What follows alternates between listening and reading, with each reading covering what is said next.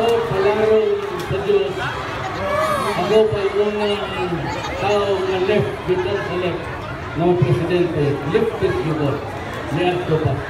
Muna mo, atubang ko sa mga tao. Ang akong pagsugod sa politika, binabayan ko sa bayan. O kung amon dito ng partido. Pero gusto ko lang kay bawon mo na left ko, pero dili ko membro sa Communist Party of the Philippines. That is too extreme. Sosyalista lang ko, ni arapit akong kilikili siguro. Pero kung babae, adrigon sa ilok yun. Di na makamasimpat. May nagtagpo sa ako, babae kanina. Bili niya ba? Ang iyang, nabili ng iyang sa padagang tao. Itong babae nga, nagtagpo sa ako kanina sa helicopter. Ang imong sing-sing na tagak. Binasa ako. Tagtungunang siguro yung bigol niya anak.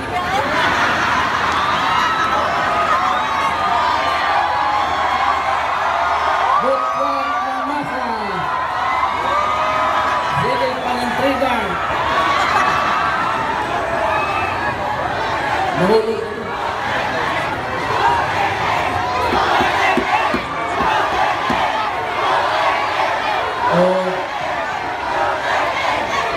Salamat ulit ako, Gobernador Dingaon, sa iyang pagtugot na huwaman ako ang plaza sa katauhan sa Dumaguete.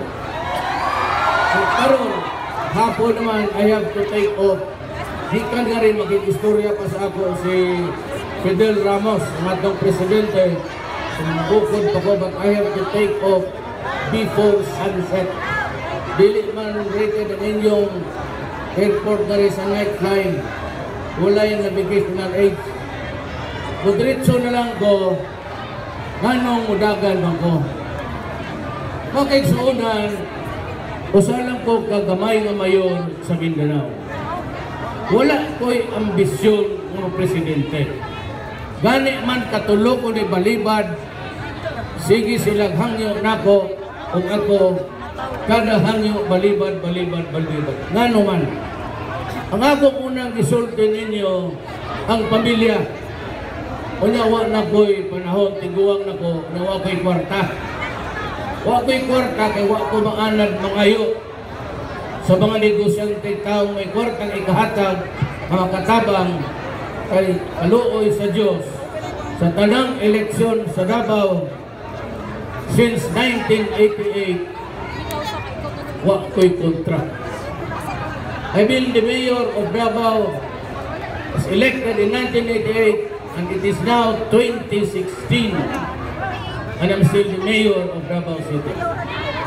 Muna nga, ang akong asawa mga dagong pamilya, kaya ang akong asawa may cancer, third stage sa ningon siya nga Rodrigo, ayaw na lang pagdagan, pahuway na lang katiguang ng bongga. Ayaw na lang ambisyon ng presidente kay bukat kay na di nato na kaya wa kay kwarta. Isugot ko tungod respeto na ko nga agoy cancer. Niya ko buog. Panabot ang panahon ko yung kabalibad, ibalay ko niya ngay ko pasaylo. Ngayon ko nga bet murag naman ko kabalibad kani. Kay suko ako mismo suko na. Pagkatong cancer nimo, ipasa sa ako ni Ruas. Si Ruas niya nag-unang binuang, abi niya, o ako'y may cancer. He did not know na may cancer ang akong asawa.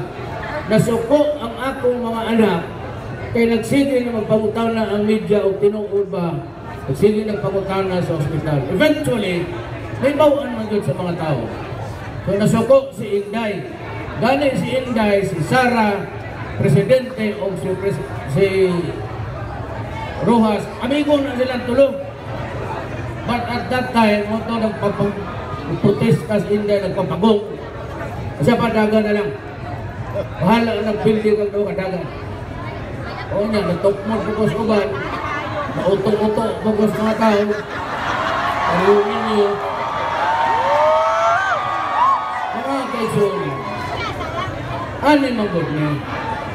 Kaming mga Mindanao, kita nga rin sa Kabisayan, we never had real political power.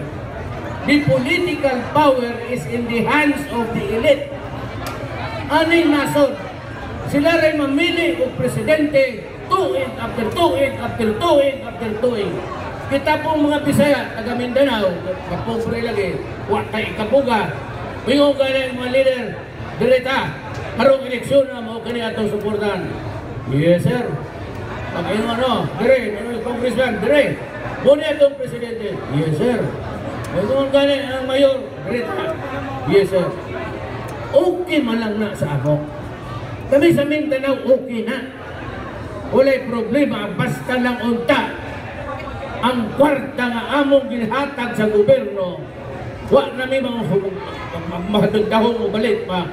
Pero mahampak sa minaayong pang-gobyerno. Yes.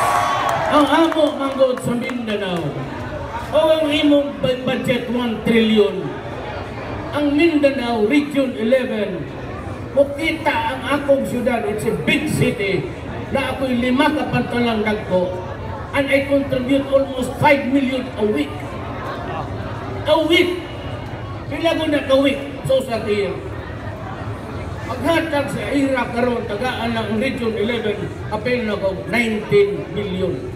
Ang akong abot sa akong syudad, kadako mo ng Region 11, Davao City, Davao Luzon, Davao Oriental, Davao Occidental, Cumbal Valley, Davao City, Panabo City, Tagum City, Digo City. Okay na lang na. Basit ang akong pinapadangan to billion, okay na lang na. Basta gamiton unta ang kwarta sa minayo. Karon sa Manila, 64% of the total sa budget na 1 trillion, 19 billion amo.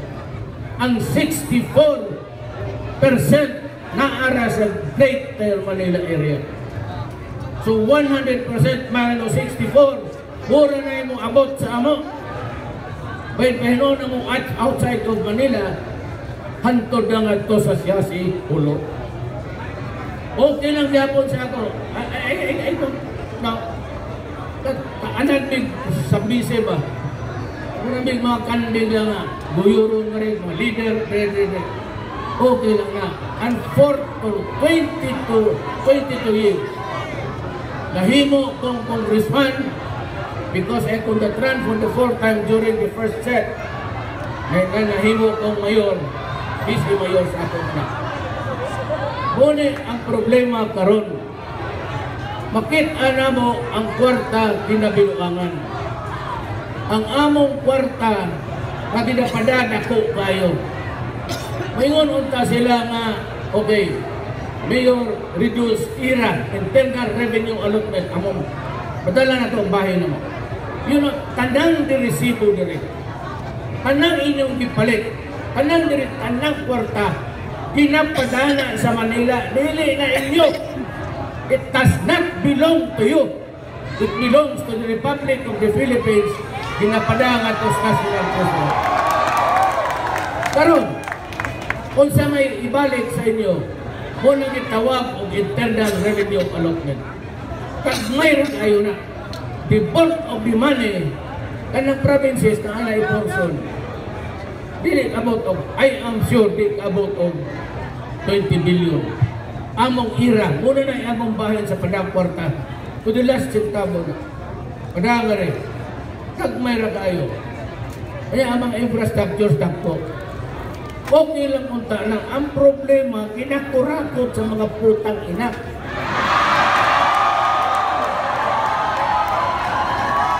Kung sila, anak si Duterte kay Mamalikas, anak ka ng putang ina mo udit. Eh kung hindi ka magalit, hindi ka magdumurak. Oh, kaya mo ka Mamalikas, tulungan ka mo. Sino mo? Putang ina? Bigat siyang ina? Inang hiyawa? O kinam? Soko monggo. Kay ako nag-service din na ron. I've been in government for the last 40 years. Kapilang akong pagka-prosecutor. Mulgawas na lang ko, kaluoy sa Diyos. Magtanaw na kung akong nason, puro korupsyon. Basking asa. Tanawan na ako, I have enough accolades in my life to make me happy until death. Sobra-sobra na ko sa honor.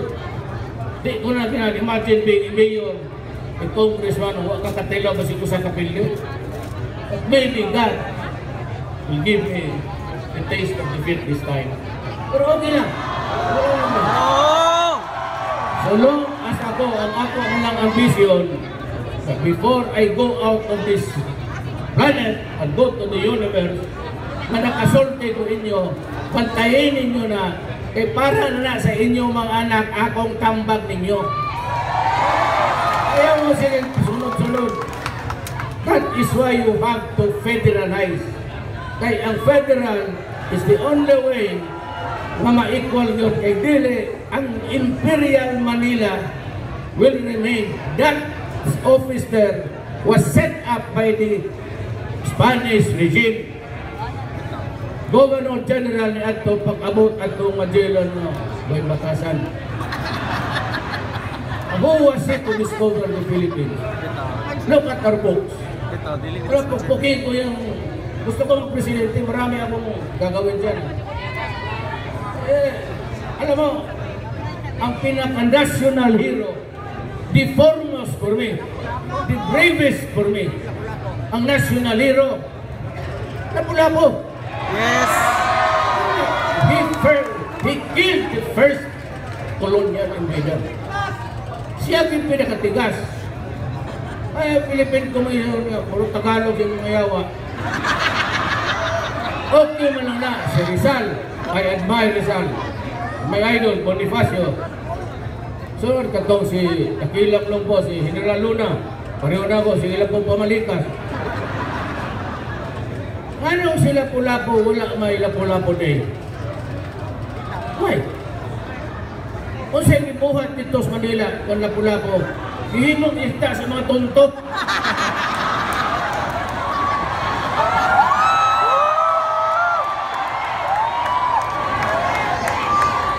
Para kasi mong masawa. Kasi nga tungsod aron, unang Lapu-Lapu. Unang piliritong Lapu-Lapu. Kasi kabitsing Lapu-Lapu, malihon ko na. Anong isda henceforth will be known as Magellan. Ano kaya ko? Muna, ang pana si Magellan, ibitay na ako na ang Lapu-Lapu. Tuwa ni Magellan, kailo na mo identity ha. Kanina sila. Bitaw tinoon. Ako kinayawa. Ay mga uban, yung Manila, Eskwela. Anong naukon eh. Eskwelahan, utang eh. Hiposil, yun ako. Ano? Class 72 sa San Beda, kanin sumlo. Pero ulit ko yung pangalan na. Expel ko, na ako yung baril. Iyaga. Basa Bisaya, utang eh na kami. Look at the book sa San Beda, class 72. Wala ko'y litrato o pa kay expel ko. But I was given my diploma. Nagpakuha kayo ko nilagbar. Yaga anong buang mo yaw. Kasi yung Tagalog mo rin. Ayaw kayo General Santiago, ito kabulakan pa rin. Muna ka. Pero, ano mo dagan ko? Ako, ang style na ko, ang kampanya pagka mayor, dili yung kong ingon nga, boto mo na ako. Ako si Rudy Duterte, na maayong tao, ingon sa ako mga silingan. Di ko magtawad sa inyong kwarta, apan mo yung hinay na kong sipit ginagmay.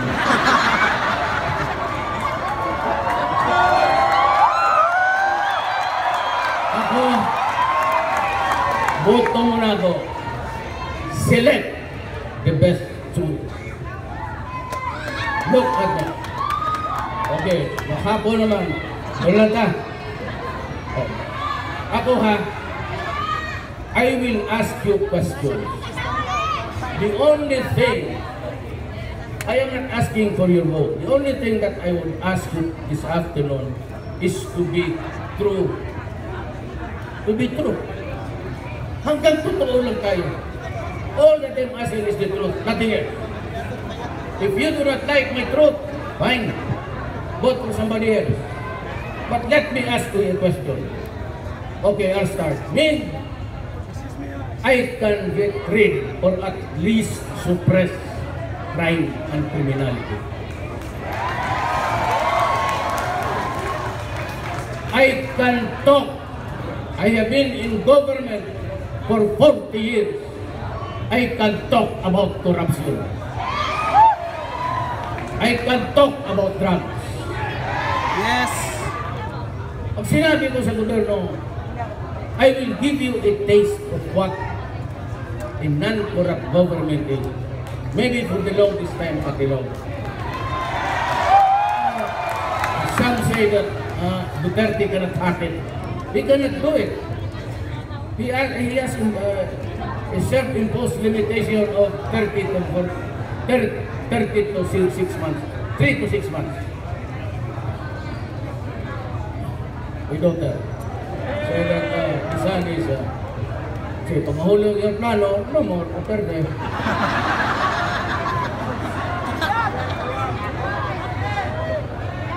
Ganito na lang, balik na tayo.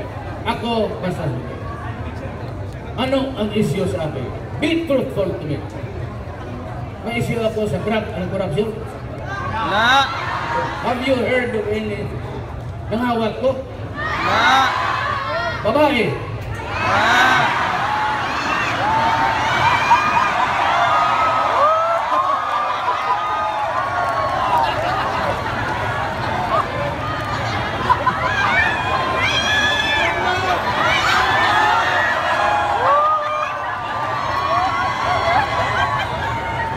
Kaya, minsan, ang nakakasira talaga ng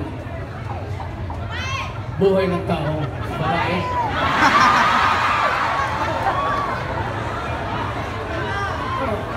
Tapos yung extrajudicial killing.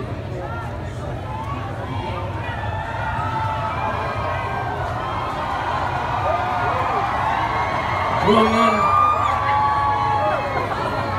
extrajudicial killing, it's all a lie, but assuming the thing to be true, sino man pinatay ko, kinsa may akong gipatay na inosente nga tao. Marami kayong mabasa sa newspaper, may iiyaw na. Pero ano ba matuhan na pare? Madrid? Pare, murang kayo, kay pare na apoy kuwan. Sa ni pare, kuwan po. Duterte Junior po.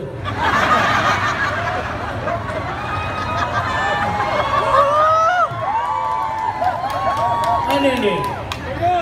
Assuming it to be true. About the article. Para ko tinoon. Isa may, for whose benefit? Did I get money for it? Did it enhance my life? Was I able to buy a car or a house? Wala, ginawa ko yan para sa inyo. Para sa inyo. I did it for you. Ako makompromiso pa may pamilya ko. Pag wala na ako sa poder, because one day you have to step down from power. Ako ba ang magpupunta na problema sa anak ko pumunta? Ako ba yung magsilig bantay? Sinong nakinabang? Taga Davao. Bakit? Nakakalakad sila maskisan. O bakit? Hindi sila nanakawan. Bakit? Hindi sila nanirape. Pero sabi itong bruhas na ugo. Kaya, sige. Punta tayo sa Davao. May mabili tayong Cebu. Did I not tell you, I even called the attention of the President that Mr. President do something? Look, Mr. President, I was interviewed in the tomb of my father and my mother during the All Souls Day. I told him, Mr. President, I supported you during the last election. I never asked for a single centavo.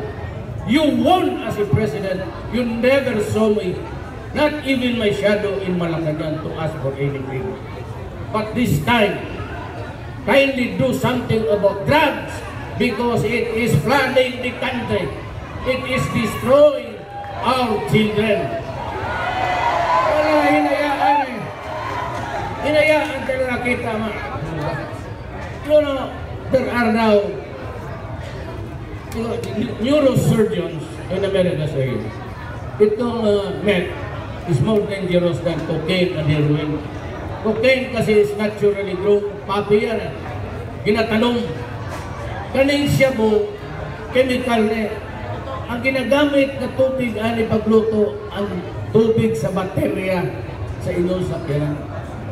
And they say that the shabu shrinks the brain faster than any chemical around that's being used as a... Yan ang mahirap. Sabi nga noon, we have 3 million drug addicts. Tapos, incrementally, I would say about 4 or 5. Kung sabihin sa itong mga doktor na the brain of the shabu taken over a period of time, it will shrink the brain of the human being. So I have 4 million Filipinos. Anong gawin ko dito mga zombie na to? Because they go out to rape, kill, and everything.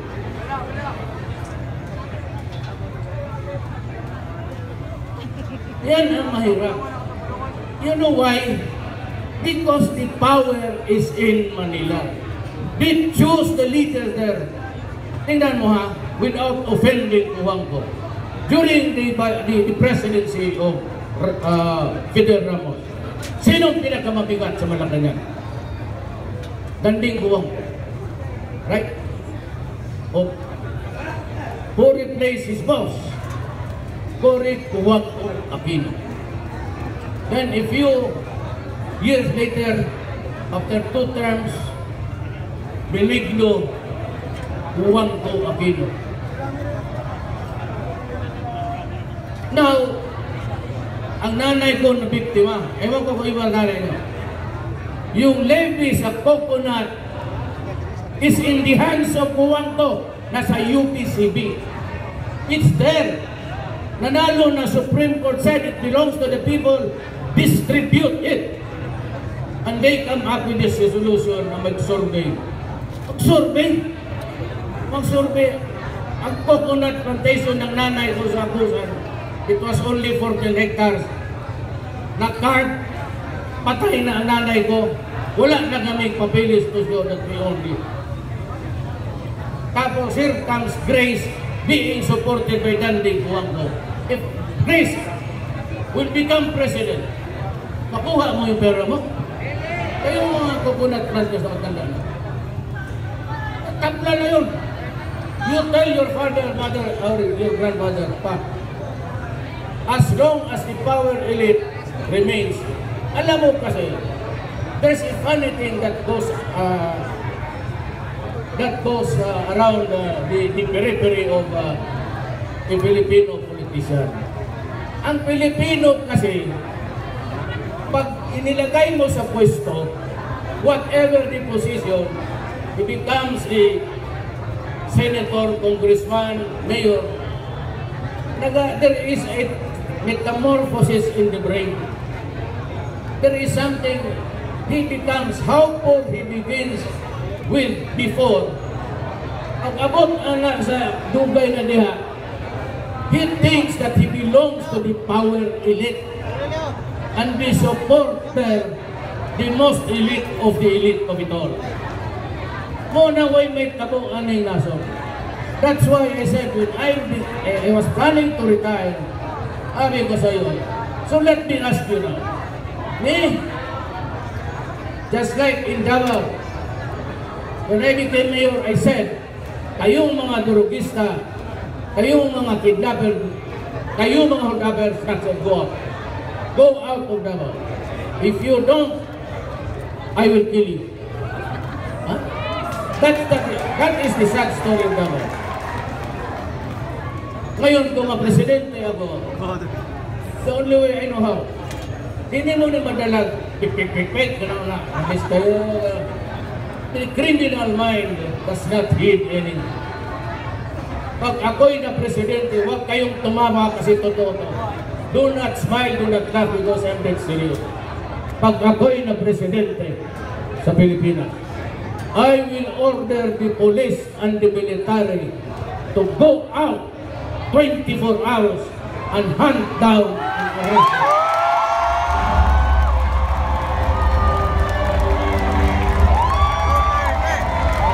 And I will kill all of them. Ganun sa Davao. Yung hindi lumabas sa Davao, sa warning ko, nandito yun sila ngayon. Yung iba, nandito man. Pero yung hindi, pasumunod, patay. Ngayon rin, pagka-presidente ako, because it has pervaded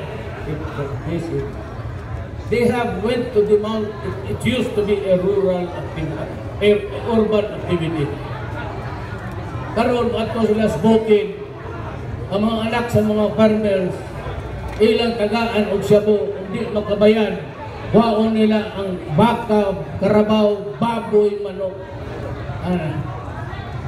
You know, I cannot stomach that. Mandito man ko, pero that is really what you would call oppression, not harassment. I hate oppression. I stand against oppression. I am a Filipino. Sabi ko nga, ako nagmamahal ng bayan. I kiss the flag for you. I am Rodrigo Duterte. I am a Filipino. I love my country, the Philippines. It is the land of my birth. It is the home of my people. Kaya kayo mga kriminal, hindi ko kayo people. Putang ina ninyo, pangita na mo laing trabaho ko.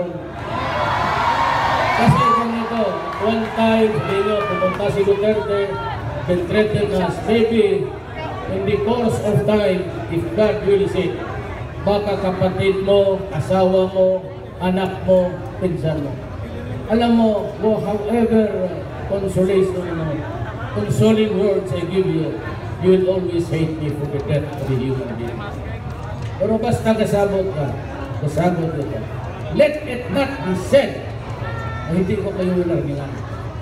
Because yan ang unang problema yan. Drugs, crime, and corruption. Corruption will stop. I will give you a taste. I know corruption is very alien to you. It's foreign. You have it almost every day of your life for the last so many years. Patilaon tamo o walay corruption na ito. And they say, kung si Lacson, di kaya ni Duterte yan. Kaya yan, 3 to 6 months. That is not a bravado statement. It is intended to put pressure on me so that I will act as fast and forthwith. But if I am into the president for 3 months, walang maniwala, nobody would believe me, nobody would follow me. Look, even if you give me 20 years, I would not be able to do it. Now, you want to try? Pagsugal kayo sa akin, madugo yan. Madugo. Utang ina. Isubukan mo ako. I mean, sabi pa rin itong isiro, I can give people for money for doing drugs. I can kill all criminals without the deal. They can all go to hell here. Sabi ng bisikan, and I don't care. Wala ako. Kaya, may isa ako, yan si Dilema. Huwag kayong bumoto dyan. Ang manalo dyan, criminal. Instead of concentrating on good government and its ministerial functions, keeping order, ang ginahabol tuloy na ako pati yung iba. Ako yung paborito niya. When she was chairman of the human rights, she castigated me for a human rights violation. I told her, if you have the goods on me, file a case. When she was Secretary of Justice, sabi ko, file a case because she was ranting against the violations of human rights. But I denied it. Tinawag na ako. Mali. Sabi ko, huwag mo galawin kay human rights. Lima. Alam mo kung ano Davao yan? Ang bank. Ang bank na. It's composed of 8 million. Kaya ba ng buong Mr. Duterte? Yes, you have ever heard one day that you threatened to kill a certain Alfredo Mendoza?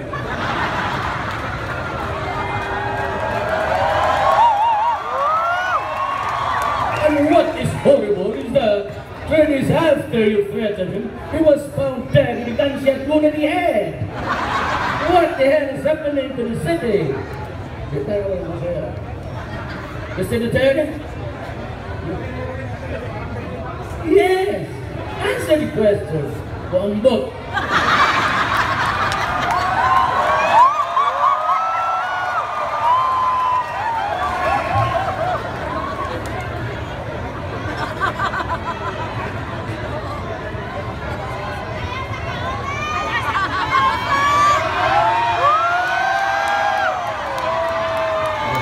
Basta anak na babae ng tanong mo. Yung anak ko na lalaki, medyo takot pa rin kung dalawang babae ang nakakasinday. Umulat ang sirit. Singkahan ko, singkahan ko. O, yun na lang ako. Ako, I can talk about drugs, healing drug people. I can talk about criminality, killing criminals, and I can talk about corruption and stopping it. As I have been in government for 40 years. Now, I will ask you, inano na kita ngayon, I'm trying to ask you to tell me the truth. Yung totoo lang, can Binay can talk about drugs and criminality. But can Binay talk about corruption?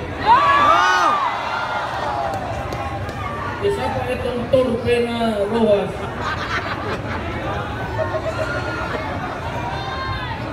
You know, this guy with Eric and Teresa, congressman ng Caloocan, the spokesman of the Liberal Party.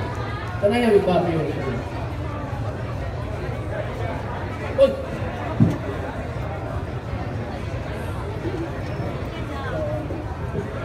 Akala ko, assassin sa likod ko. Bigyan lang ko sa... Ito si Erese, he's a businessman. Alam mo, they applied to mine a certain area in Dubai, Agusan del Norte. They applied for small-scale mining, pero separate. One area was really incorporate grant, but they separated it into pieces to make it appear that they were mining small scale lang. Kasi pagka corporate mining, marami ng requirements.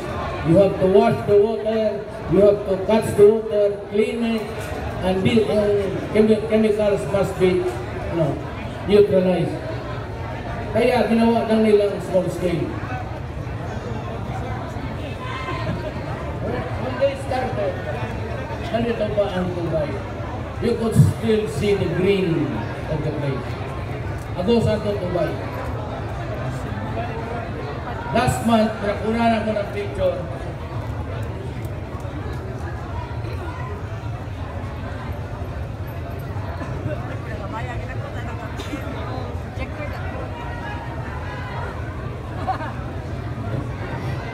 Manawa ang Portugal. Kawan.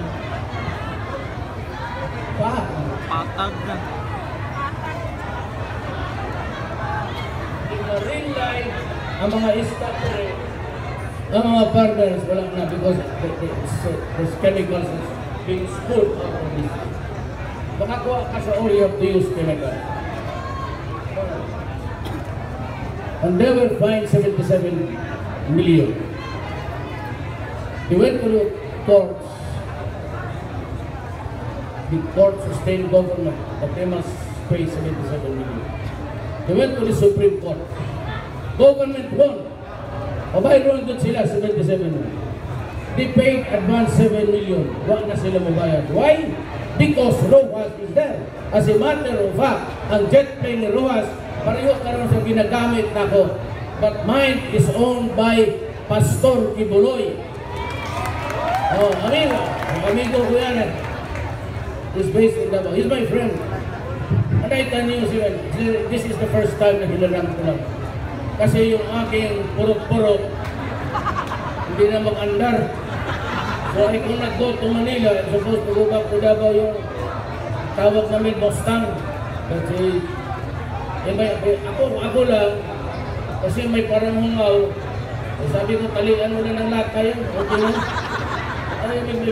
My daughter and my wife, I have to go to Manila because we are waiting for me. Yan ang ano. So, wala makabayad. They imported helicopters and planes without paying a single centavo. Yung aeroplano niya, ang number sa registration is RP513. What is the significance of that number? It is the birthday of Rojas. Niregalo yan sa kanya. Ginagamit niya dito pag mag-landing yan. Ang tawag sa US, citation sovereign. Ang sinabi ng finance, in granting the exemption from paying the taxes, sabi, there is no plane of its kind in the Philippines. My God! Duha, aeroplano gi-order anak padong Pilipinas. Ang kang Pastor Kibuloy o ang kang Rojas. Ang uban, bayad, sila wala. Ang MRT was being... Yeah, time is up. Time is up. We can pull it down. Alam mo, yung MRT was being serviced by, was made by Sumitomo. Pati yung service and repair. Utang ilang Rojas na to, kinuha niya yung kontra because it's 3 billion. Gumawa siya ng korporasyon, for the repair of the trains. One corporation to take care of the electrical connection to the train. One corporation to take care agency, guard. One corporation for the janitorial service. Muna ini tabo. Yung panahon ngayon, nahulog ang train, natirik ang train, and we have about 18 new coaches. Bago daw. Ang putang ina niya, walay makinanga mo boyon. Itunod pagkaw. Ganon ka-corrupt si Rojas. Kasama ni Binay. Ano? Yan, meron sila. Kay Binay, it's public knowledge. Wala, huwag na natin pag-usapan na. Kayo, itong buang na ito, kaya insert ko kayo, kasi na-debate. Mr. Rojas. Pangatlo mo nang balik-balik dyan sa kulita, bakit? Sige ka lang, ginervyos ka? Kita ka, nag-debate sa nabi ko.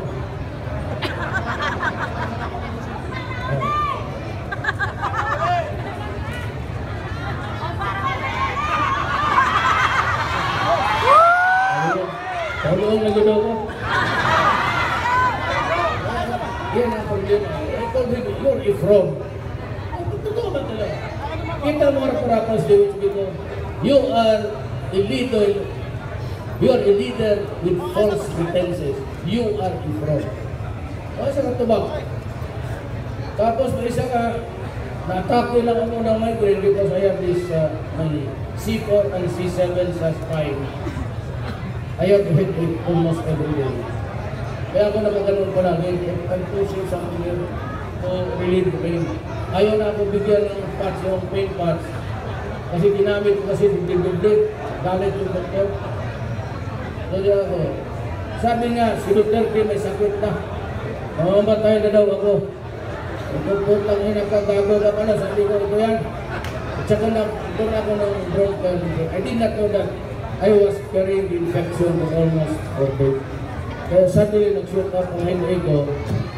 Gawin lang ako. Sabi niya, si Duterte, mamatay na na. Sabi ko, mamatay. Ikaw ang may sakit dyan. Kaya, o sige. Gusto mo magsabit na ng medical certificate?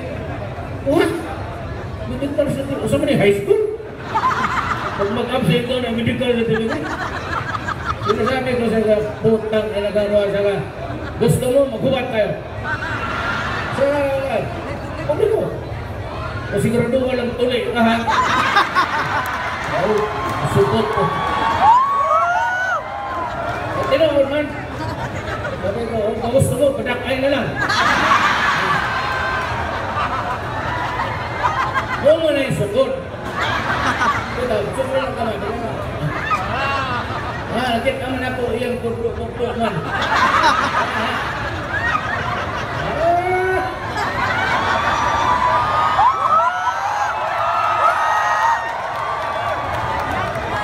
Nagtugod, ayaw mo kamamabay ang ilabot.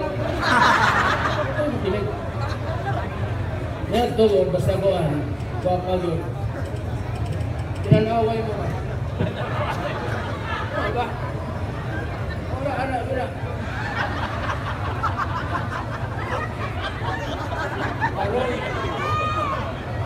Aron. Biyak ba?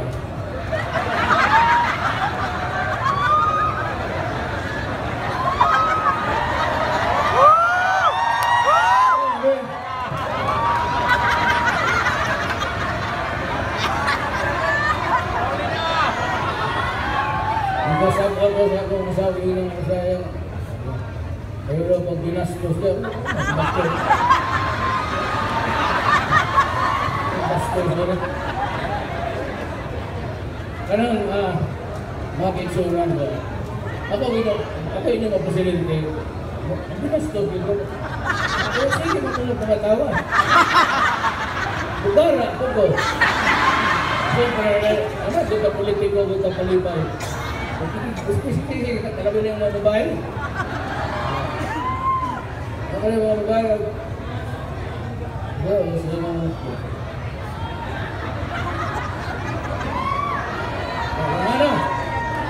ano? Ang pagkatawa kayo mo man yung likuran.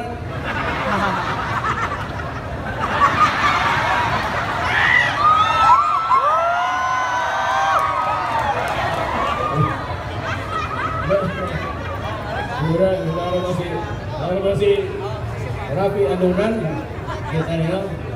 He's a splendid guy. He was the DIG of Ramos. Kaya po si Rafi, he has the taste of my character. You know, when floor contemplation was hung, susuko na ako, bisunog na akong flag sa Singapore. I really burned it. I had a copy of the flag of Singapore, worked overnight. Following morning akong disindihan. So, there was a diplomatic crocus. Kaya tawag si Presidente, padaan na si Secretary Alunan ng Akta. So, anak ko, tagal tayo. Sabi na, President is just asking you, if you like, you can write a letter of apology to the Singaporean government. Naku sa'yo, sir, mag-resign na lang ako. I would rather resign than ask for forgiveness for a thing that I really wanted to do. Para ano yung ano natin, mag-resign na lang ako. Kaya sabi ni Sir Rafael, sige, ikaw. Tapos nakita kami ni Presidente sa illegal long after. Sabi niya, Duterte! Wilhelm. Okay, ay.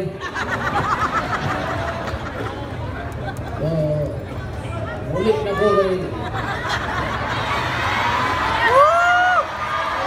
Muli, tanaw magod na ko ang san ba na kapadarin kami na ko ang san o. Dapat ko i-endorse. Paminawa na lang po ninyo. Ako rin ha. I will not ask for your vote. I will ask you first. Tignan mo kami. Then choose. Whoever it is, I will be happy to retire. I'm older.